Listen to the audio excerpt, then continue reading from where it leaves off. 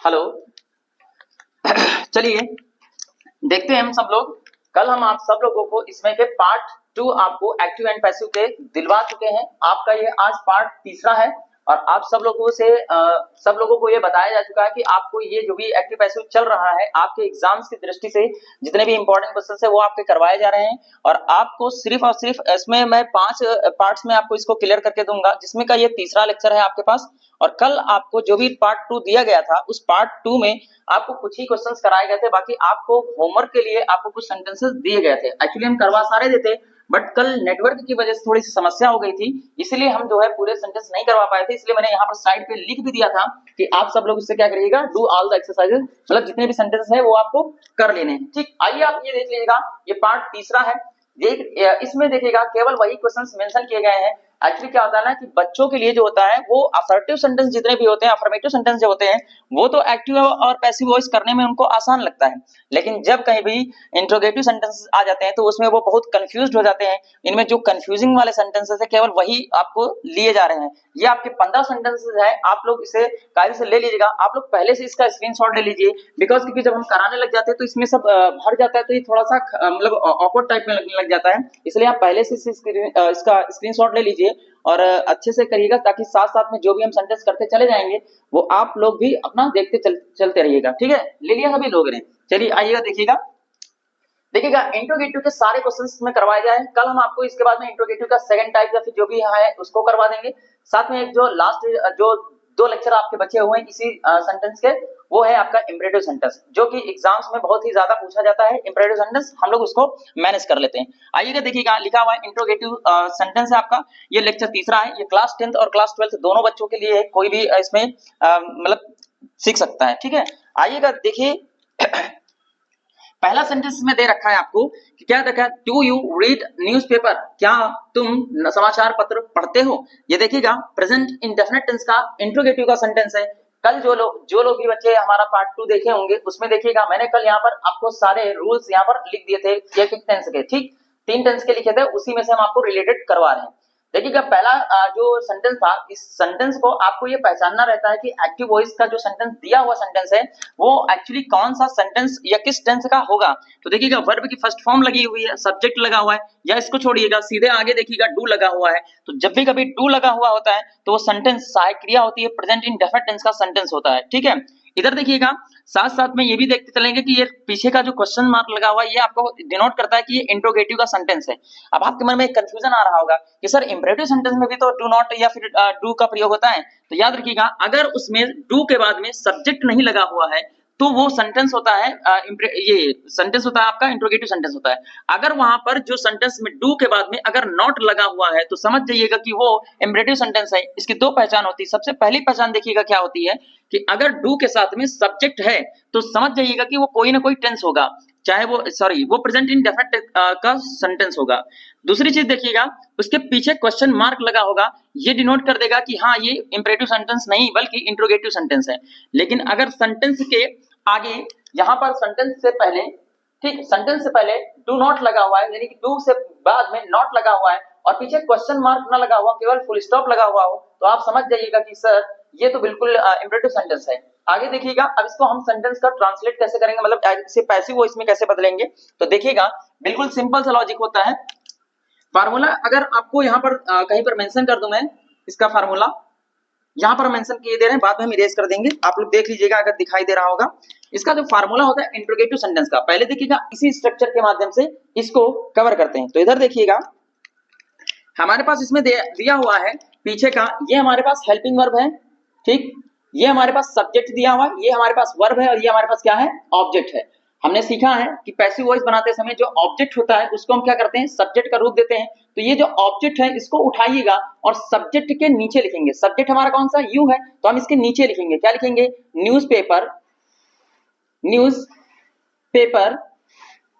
अब हमें क्या होता है, नॉर्मली क्या होता है कि हम अफर्मेटिव सेंटेंस में जो सहायक क्रियाएं होती हैं वो सहायक क्रिया इज, एम, आर, ये तीनों में से कोई एक सहायक क्रिया होती है। इसको हमें कहां पर मेंशन करना रहता है, हमको इसको मेंशन करना रहता है सब्जेक्ट के बाद में। लेकिन समस्या इस बात की है कि हम पढ़ रहे हैं इंट्रोगेटिव, तो अब इधर देखिएगा सहायक क्रिया इधर ना लिख करके हम इसके आगे डू के जस्ट नीचे लिखेंगे, हेल्पिंग वर्ब के नीचे हेल्पिंग वर्ब, सब्जेक्ट के नीचे सब्जेक्ट रहेगा, वर्ब के नीचे वर्ब रहेगा, न्यूज और जो भी ऑब्जेक्ट होगा उसके नीचे ऑब्जेक्ट रहेगा। तो हमने सब्जेक्ट के नीचे क्या मेंशन कर दिया है, अपना ऑब्जेक्ट उठा करके इसको मेंशन कर दिया है। अब हमें सहायक क्रिया के नीचे सहायक क्रिया चाहिए, क्योंकि ये न्यूज़पेपर है इसलिए इसकी सहायक क्रिया हमें लगानी रहेगी, इज लगानी रहेगी, ठीक है। तो इसलिए हमने यहाँ पर लगा दिया इज न्यूज़पेपर।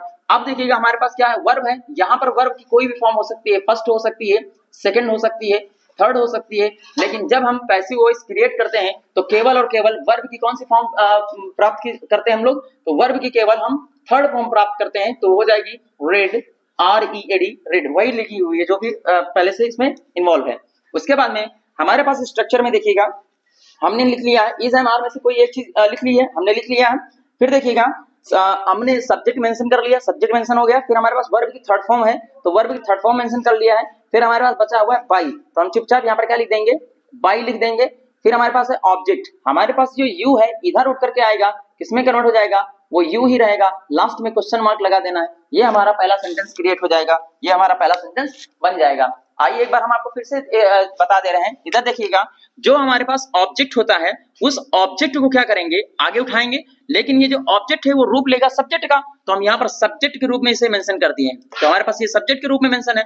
फिर देखिएगा हमारे पास अगर अफर्मेटिव सेंटेंस होता तो हम इज, ये जो भी सहायक क्रिया होती है, हेल्पिंग वर्ब होती है, इज एम आर, इसको हम यूज करते हैं इसमें, लेकिन समस्या इस बात की है कि हम इंट्रोगेटिव पढ़ रहे हैं, तो इंट्रोगेटिव में सहायक क्रिया जो होगी वो आगे की तरफ लिखी जाएगी, इसलिए हमने यहाँ पर आगे की तरफ सहायक क्रिया लगा दिया है। तो इज न्यूज़पेपर, फिर वर्ब की थर्ड फॉर्म मेंशन करनी थी तो हमने वर्ब की थर्ड फॉर्म ऑलरेडी मेंशन कर दिया है, रेड लगा दिया है।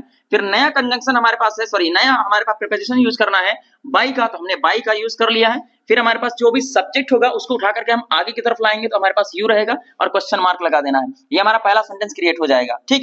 दूसरा सेंटेंस देखिएगा हमारे पास लिखा हुआ है, सेंटेंस है does Mohan not eat rice, क्या मोहन ने चावल नहीं खाया है, मतलब does Mohan not eat rice, क्या मोहन चावल नहीं खाता है। तो आइएगा देखिएगा इसका क्या बनता है, देखिएगा सबसे पहले हम सिर्फ स्ट्रक्चर मैच करवाएंगे, डू और डज में से कोई एक चीज मेंशन है तो देखिएगा डज लगा हुआ है।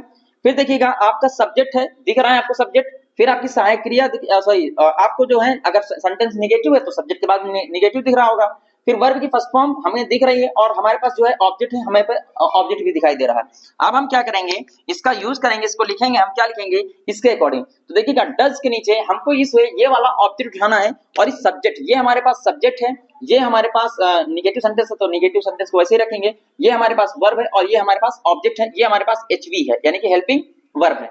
अब हम क्या करेंगे, ये राइस जो है ये ऑब्जेक्ट है हमारा, इस ऑब्जेक्ट को हम उठाएंगे और इसके सब्जेक्ट के नीचे लिखेंगे, तो हम लिख देंगे राइस, ठीक। अब राइस के बाद में हमें इज लगाना है, लेकिन हम इज इधर ना लिख करके इसके हेल्पिंग वर्ब के नीचे सेंटेंस लगाएंगे, तो हेल्पिंग वर्ब के नीचे हमारे पास लग जाएगी इज, ठीक। तो इज राइस हो जाएगा। फिर क्या होगा हमारे पास, इज राइस, फिर हमारे पास नॉट लगा हुआ है तो नॉट लगा देंगे, इज राइस नॉट। फिर वर्ब की थर्ड फॉर्म मेंशन करनी है तो ईटन, EATEN, ईटन। फिर नया प्रीपोजिशन यूज करेंगे जो कि होता है बाई, और बाई के बाद में जो मोहन लिखा हुआ है तो चुपचाप इधर उठा करके हम क्या लिख देंगे, मोहन लिख देंगे और लास्ट में क्वेश्चन मार्क लगा देंगे। फिर से एक बार देख लीजिएगा, ये हमारा इस प्रकार से कुछ दूसरा सेंटेंस बन गया। फिर से देख लीजिएगा हमारे पास ये रहा हेल्पिंग वर्ब, सब्जेक्ट रहा, ऑब्जेक्ट नॉट हो जाएगा, फिर ईट हो जाएगा यानी कि वर्ब हो जाएगी और हमारे पास ऑब्जेक्ट दे रखा है। हम जो चीज उठाएंगे उसको उसी के जस्ट नीचे शेड्यूल में सेट करेंगे। तो इधर देखिए राइस लिखा हुआ है, हम इस राइस को उठाएंगे, ये हमारे पास है ऑब्जेक्ट, लेकिन जब आगे की तरफ जाएगा तो ये बन जाएगा हमारे पास सब्जेक्ट, तो हमने इसको यहाँ पर सब्जेक्ट के जस्ट नीचे रखा हुआ है, ठीक। सब्जेक्ट के नीचे हमने लिख दिया है। अब चूंकि आपके मन में आना चाहिए कि सर आपने राइस को उठाया तो ये सबसे आगे लिखना चाहिए था, हम लिख सकते थे, लेकिन हम इंट्रोगेटिव पढ़ रहे हैं और इंट्रोगेटिव में दो टाइप के होते हैं, एक होता है वाई टाइप होता है, एक होता है क्या टाइप में होता है। तो इधर देखिएगा फर्स्ट टाइप और सेकंड टाइप होता है, तो डज लगा हुआ है सहायक क्रिया है, इसलिए हमने इसको क्या कर दिया, इसके हेल्पिंग वर्ब के नीचे नहीं लिख सकते, इसलिए हेल्पिंग वर्ब के नीचे हेल्पिंग वर्ब रहेगी, सब्जेक्ट के नीचे सब्जेक्ट रहेगा, नॉट के नीचे नॉट रहेगा और वर्ब के नीचे वर्ब लिखेंगे। आप देखिएगा सेंटेंस छोटा या बड़ा हो सकता है तो वर्ब कहीं पर भी आ सकती है, लेकिन जहां से जिस चीज को उठाएंगे उसको उसी जगह पर रखना पड़ेगा।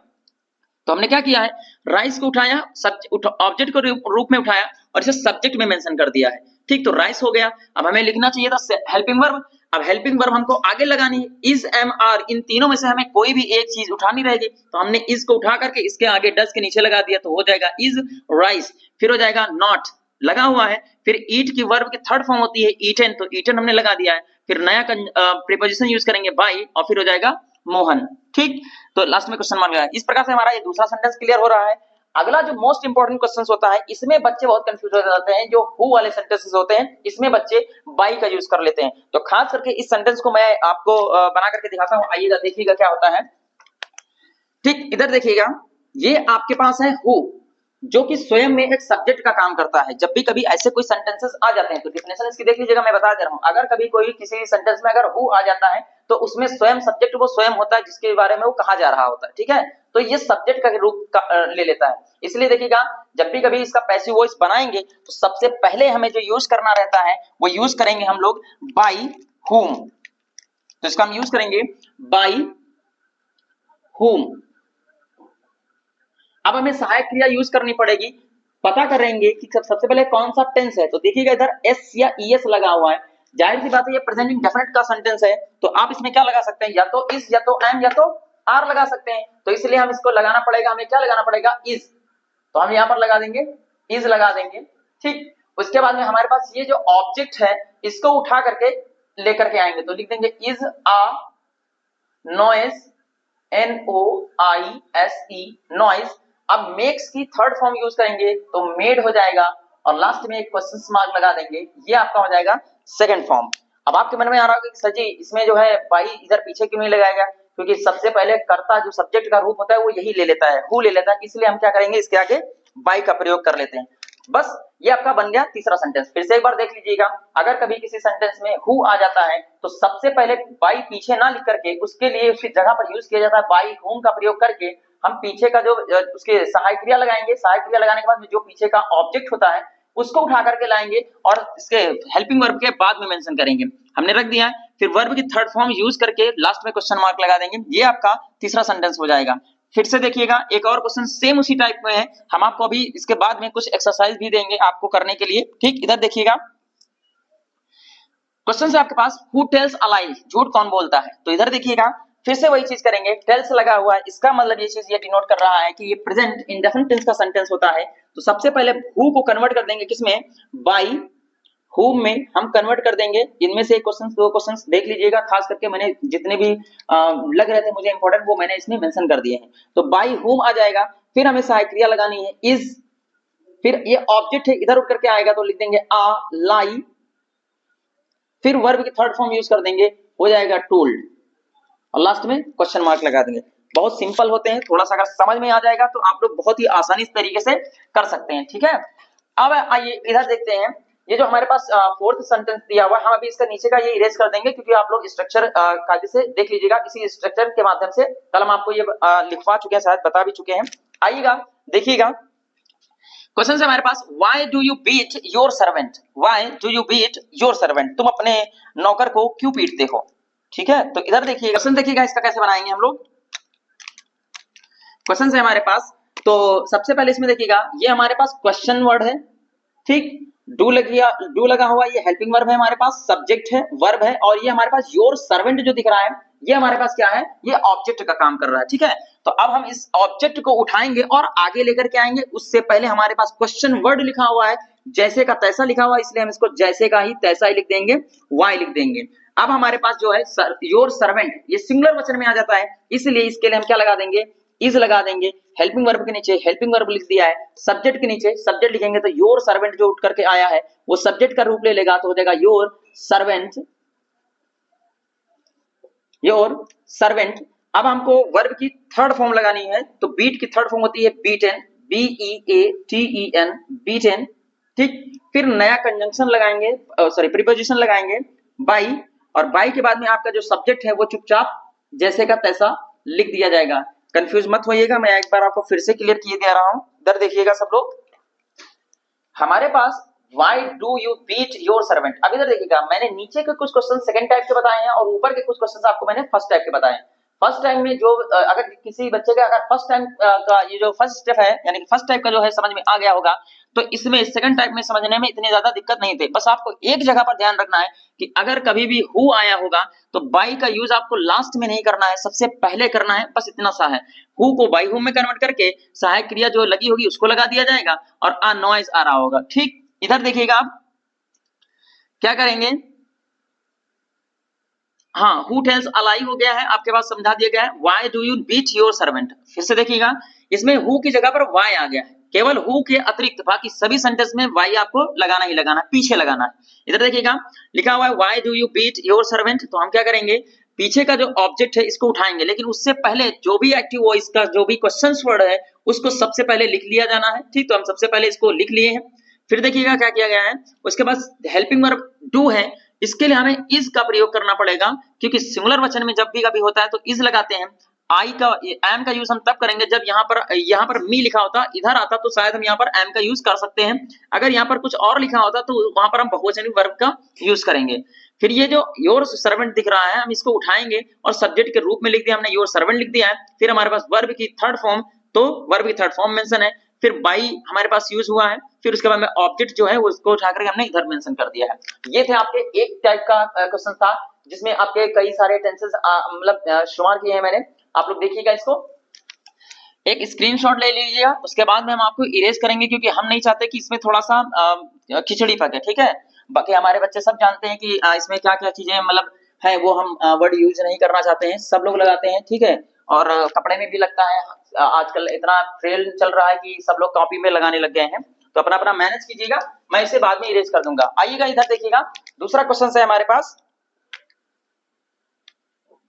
इधर देखिएगा, did you sweep the floor, क्या तुम फर्श को साफ करते हो। तो इधर देखिएगा हम लोग क्या करेंगे, इसका बना करके देखते हैं। तो इधर देखिएगा पहले पहचानिएगा कि ये किस टेंस का है। तो देखिएगा डिड लगा हुआ है, वर्ब की फर्स्ट फॉर्म लगी हुई, इसका मतलब ये है कि ये सेंटेंस हमारे पास प्रेजेंट पास्ट इंडेफिनिट का इंट्रोगेटिव सेंटेंस है, ठीक है, इंट्रोगेटिव फर्स्ट टाइप का सेंटेंस है।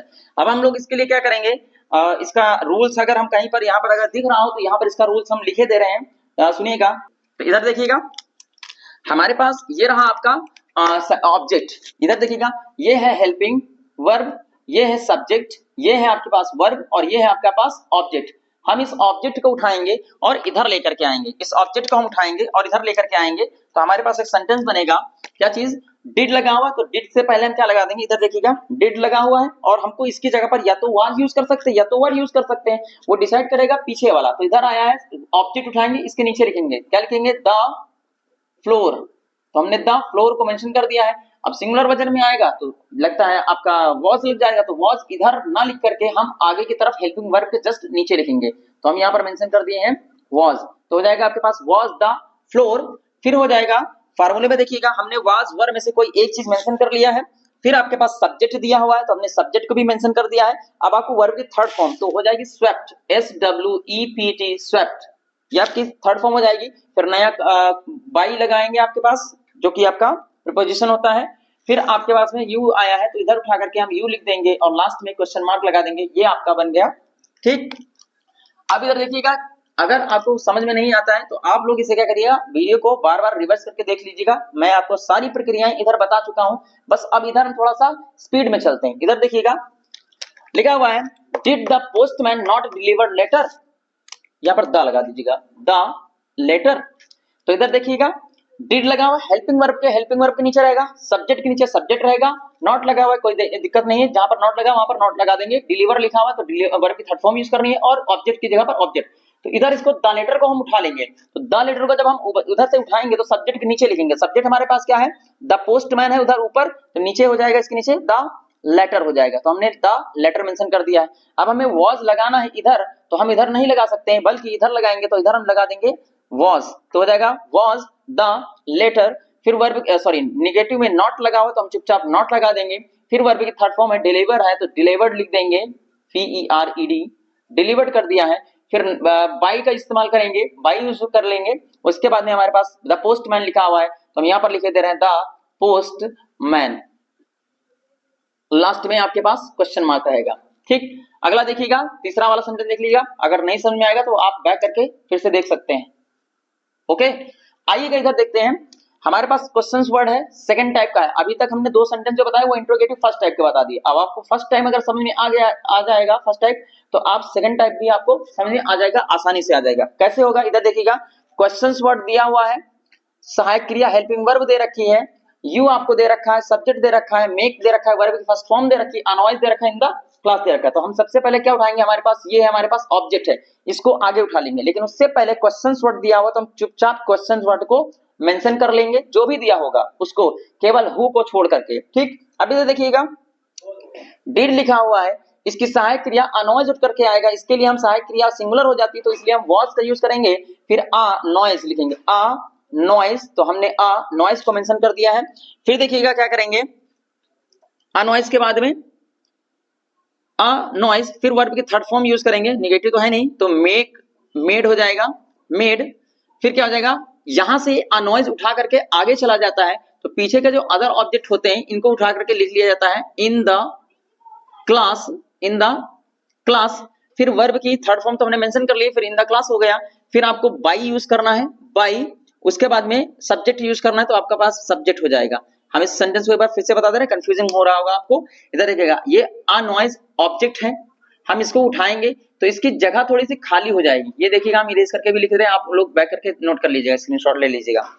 अब यहाँ की जगह खाली हो गई, अगर हम कोई सेंटेंस लिखेंगे तो इतना गैप देख करके थोड़े ना लिखेंगे, तो ये सोचिएगा कि ये क्या होता है कि आगे थोड़ा सा किसका आएगा जब वर्ब की थर्ड फॉर्म मेंशन की जाएगी।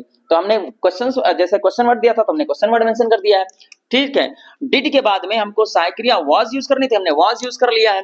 फिर देखिएगा क्या किया है, यू दिया हुआ है तो हमने इसकी जगह पर एक ऑब्जेक्ट पीछे जो यहाँ का अनॉइज उठाए थे उसको यहाँ पर मेंशन कर दिया है।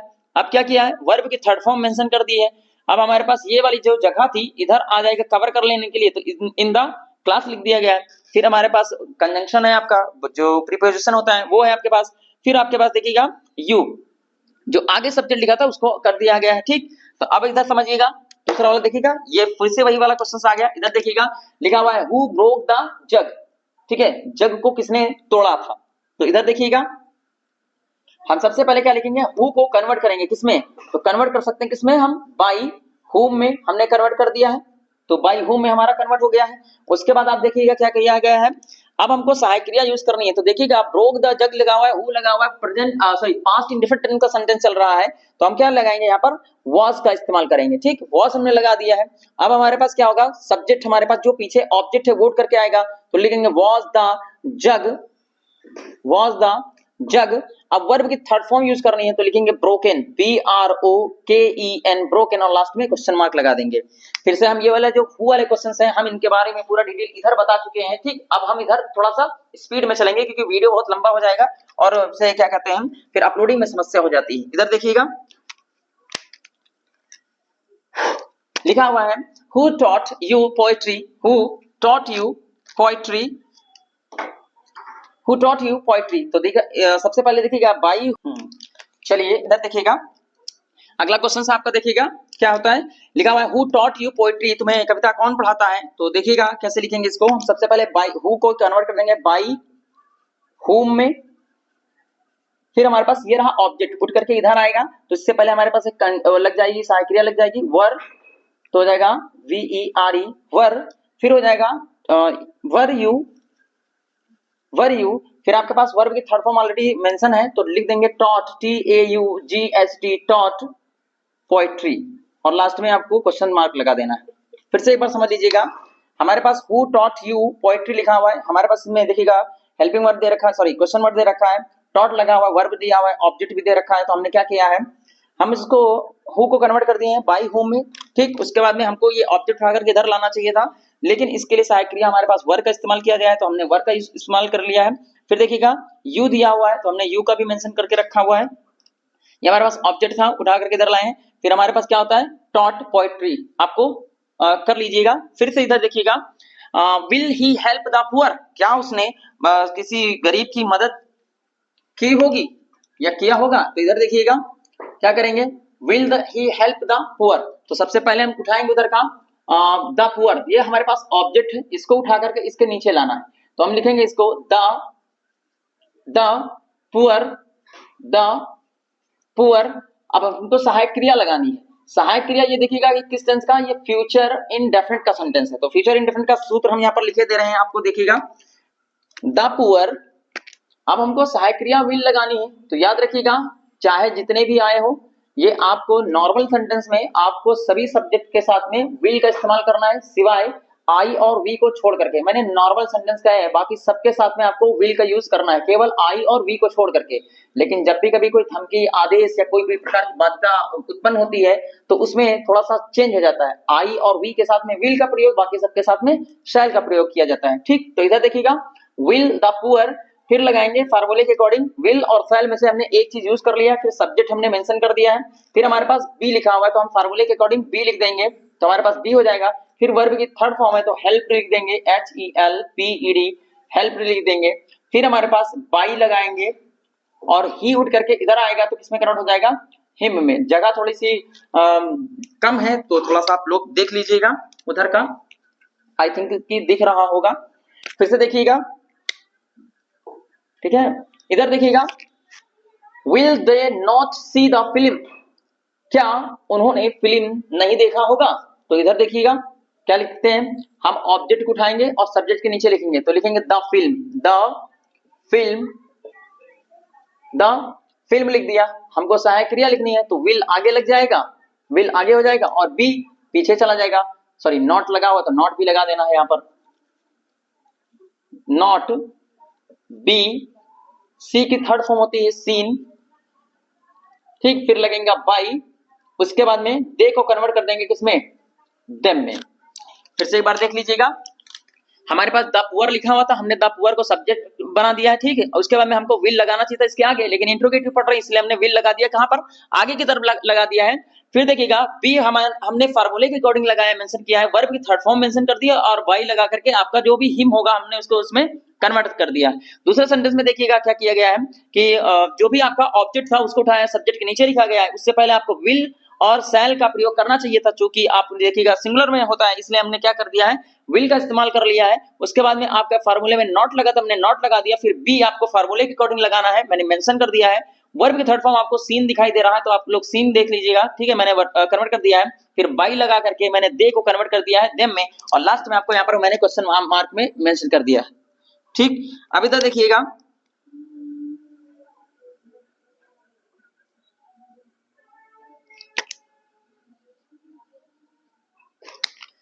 तो इधर देखिएगा नेक्स्ट क्वेश्चन देखते हैं, why will you not obey the rules. तो सबसे पहले आप इसमें ऑब्जेक्ट को उठाएंगे तो सबसे पहले हमारे पास ऑब्जेक्ट क्या है, द रूल्स, तो लिख देंगे पहले क्वेश्चन वर्ड लिखेंगे, हमारे पास जो भी क्वेश्चन वर्ड लिखा हुआ है हमने लिख दिया व्हाई, फिर लिखेंगे हमारे पास या तो विल लगाए या तो शैल लगाए। अब पीछे का रूल्स आया तो हम लगाना पड़ेगा हमको विल, क्योंकि आप केवल आई और शैल जब भी कभी आएगा तभी हमें उसे यूज करना पड़ेगा। फिर फार्मूले में हमारे पास ऑब्जेक्ट है, ऑब्जेक्ट की जगह पर हम लिखेंगे द रूल्स। उसके बाद में हमारे पास बी लगा हुआ है फार्मूले में तो हम फार्मूले के अकॉर्डिंग बी लगा दिए, फिर आप सॉरी नॉट लगा हुआ है ना पहले, तो पहले नॉट लगा देंगे। ठीक, तो सबसे पहले क्या हो जाएगा, नॉट लगा हुआ तो नॉट हमने लगा दिया, फिर फार्मूले के अकॉर्डिंग बी लगाएगा तो बी लगा देंगे। फिर आपके पास वर्ब की थर्ड फॉर्म देखिएगा obeyed, OBEYED, obeyed the by the rules, तो ओबेड बाय यू। ठीक, और लास्ट में आपके क्वेश्चन मार्क हो जाएगा। समझ में आया। अब आपको सारे सेंटेंस शुरुआत में जैसे थे वैसे ही सारे सेंटेंस करवाए दिए जा रहे हैं, 2 सेंटेंस और बचे हैं वो भी देख लीजिएगा। हम इसमें का एक सेंटेंस आपके लिए छोड़ दे रहे हैं।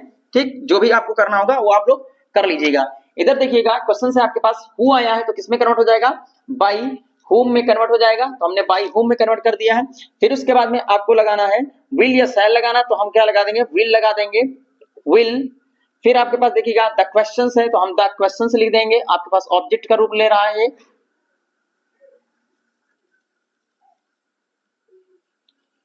क्वेश्चंस हो जाएगा। फिर फार्मूले के अकॉर्डिंग बी लग जाएगा, तो by whom will the questions be, verb की थर्ड फॉर्म यूज करेंगे हो जाएगा सॉल्व्ड, SLOVED सॉल्व्ड, और फिर हो जाएगा बस लास्ट में क्वेश्चन मार्क लगा देंगे। ठीक है, हम आपके लिए ये एक सेंटेंस छोड़ रहे हैं, आप लोग इसे कमेंट बॉक्स में करके डाल दीजिएगा और देखते हैं। आपको सारा हम इरेज किए दे रहे हैं, आप लोग देखिएगा क्या करना है, जितना भी आपको जो भी हाँ आपके लिए तो हम भूल ही गए थे, हमने आप लोगों के लिए लिख रखा है, एक क्वेट्स लिख रखा है। देखिएगा क्या होता है कि आप इसे अपनी जिंदगी में उतारिएगा और आप जहां तक कि हो सके, जितना भी हो सके, बस केवल और केवल भले ही एक टाइम का खाना ना खाइए, लेकिन हाथ में किताब होना बहुत जरूरी है, तभी आप अपने जीवन में सर्वाइव कर पाएंगे। समझ में आया। और समस्या देखिएगा कहां पर क्रिएट हो सकती है कि ऐसे क्या कहते हैं, ज्ञानी बनिए, अज्ञानी नहीं। क्या चीज सही है, क्या चीज गलत है, इसका मतलब आप इतने बड़े हो चुके हो, आप सब समझ चुके हो, ठीक है, तो आपको पढ़ना पड़ेगा ही पड़ेगा, और बाई की कोई इसका विकल्प है ही नहीं। इधर देखिएगा, never thinks you can't do something, instead believe that anything is possible. Never thinks you can't do something, कभी मत सोचिए कि तुम कुछ नहीं कर सकते हो। इंस्टेंट का मतलब के बजाय, इसके बजाय क्या चीज सोचिएगा, बिलीव करिए, विश्वास कीजिए, दैट एनीथिंग, कि कुछ भी इज पॉसिबल, सब कुछ संभव है, मतलब कुछ भी होता है वो सब संभव है। फिर से एक बार देख लीजिएगा कि कभी ये मत सोचिए कि आप जीवन में कुछ नहीं कर सकते हैं, ठीक। आप क्या करिएगा, अपने आप पर विश्वास कीजिएगा कि सब कुछ संभव है, चाहे कुछ भी हो सकता है, हर चीज संभव है। बाकी आप जमीन से लेकर, चांद से लेकर के आसमान तक भी पहुंच सकते हो, बस बशर्ते ये होता है, बस आप एडी चोटी का जोर लगाइएगा, आपको सब कुछ सक्षम पर्याप्त मिल जाएगा, ठीक है। आइएगा देखिएगा, हम आपको कल इसका लास्ट पार्ट जो बचा हुआ, सॉरी इसके बाद में ये 2 पार्ट्स और आएंगे, ये आपका पार्ट 3 है, आप लोग मेंशन कर लीजिएगा। अगर स्क्रीनशॉट लेना चाहे तो स्क्रीनशॉट ले सकते हैं साफ साफ, ठीक। फिर आप देखिएगा इसे क्या कहते हैं, इसका जो अगला जो पार्ट्स है आपको, वो कल आपको इसी टाइम पर अवेलेबल हो जाएगा, आप सब लोग इसी टाइम में देख लिया करिएगा। इसका जो चौथा या 5वां पार्ट है वो हम आपको कल शाम को वही 7 या 8 बजे के आसपास अवेलेबल करा देंगे। फिर इसके बाद में हम आपको जो लास्ट टॉपिक आपका चलता है डायरेक्ट और इनडायरेक्ट, जिसमें बच्चों को सबसे ज्यादा कंफ्यूजन होती है प्रोनाउन चेंजेस में। हम आपसे वादा करते हैं कि प्रोनाउन आपको चुटकियों में समझा दिया जाएगा, और आप लोग उसमें उसके जितने भी क्वेश्चंस होंगे आप ढूंढ ढूंढ करके करेंगे, ठीक है। तब तक की स्क्रीनशॉट ले लीजिएगा, तब तक के लिए धन्यवाद।